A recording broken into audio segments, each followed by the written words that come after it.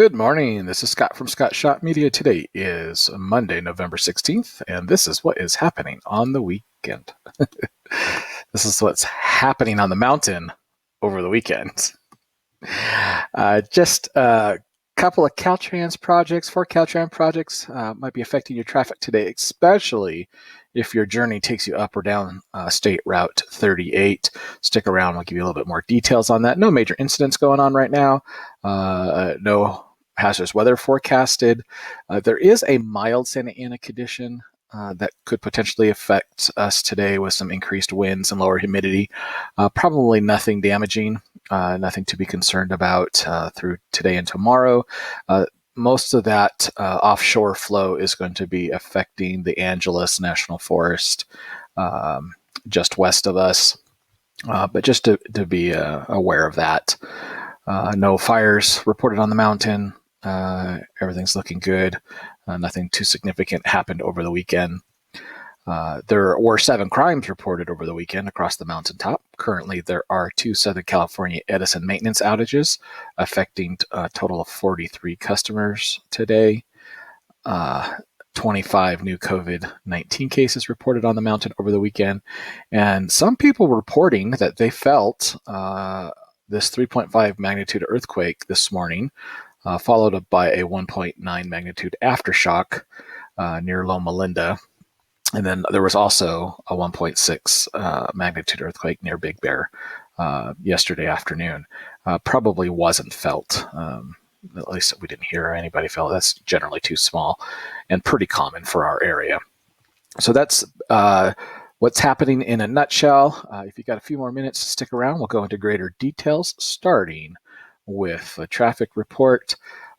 State Route 38 is got 4 different projects going on today, from emergency repairs to culvert work to a whole bunch of different stuff. And that actually starts all the way down here at Valley of the Falls or Old Mill Creek, even maybe a little lower at Old Mill Creek, and all the way up off it on, all the way up here to Division in Big Bear City. So slow for the cone zone, pay attention. Some of it's pilot cars, some of it's flagging down to 1 lane. Right now there isn't significant delays, but if your commute does take you up or down the 38 today, might want to pack some patience and give yourself a little extra time, and just watch out for those workers out there.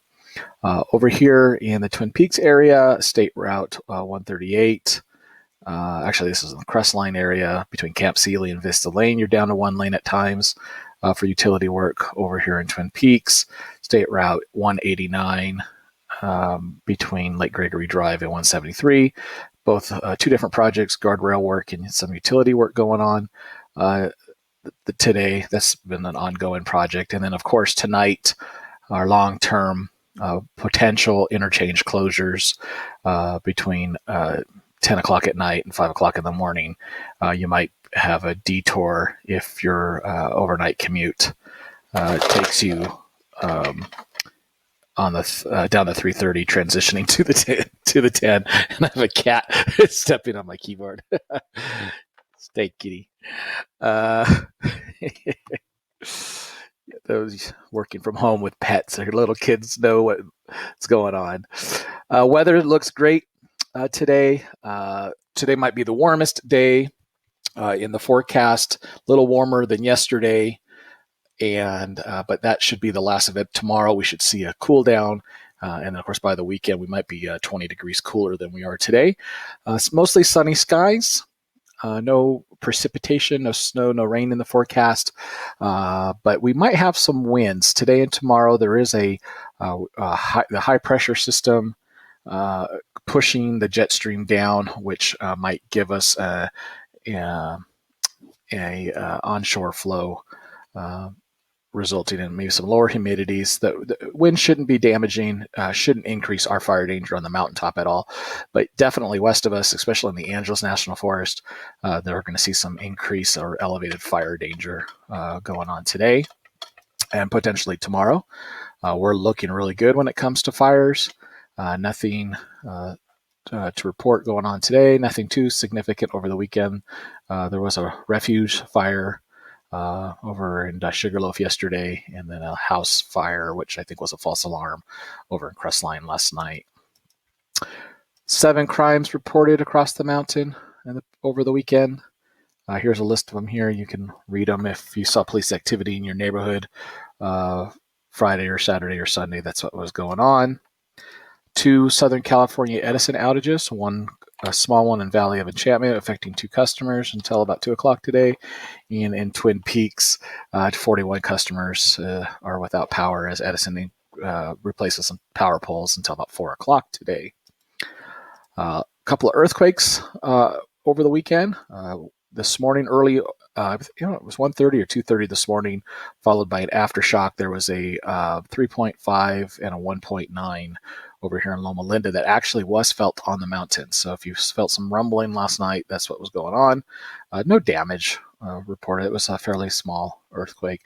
And then yesterday there was a small earthquake in Big Bear as well that probably wasn't felt. But it's always a great reminder when we have these local earthquakes to make sure that your emergency plans are up to date. You know what to do before, during, or after the shaking, that you have emergency supplies, you know how to shut off the gas and water and electricity to your house, all of those important things to make an earthquake less destructive in your home. Lastly, COVID-19 updates. We had 25 new cases reported over the weekend, Friday or on Saturday and Sunday. There were, I don't know, what's this math here? A lot. Is that 8? 12 new cases. 12 new cases in Big Bear City. I should have done the math.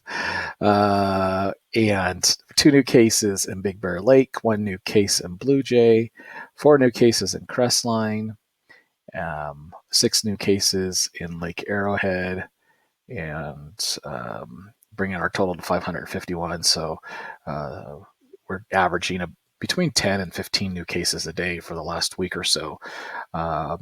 That puts us, you can see where your community is, whether it's a minimum spread, substantial spread, widespread. It's the state's new 4-tier risk system.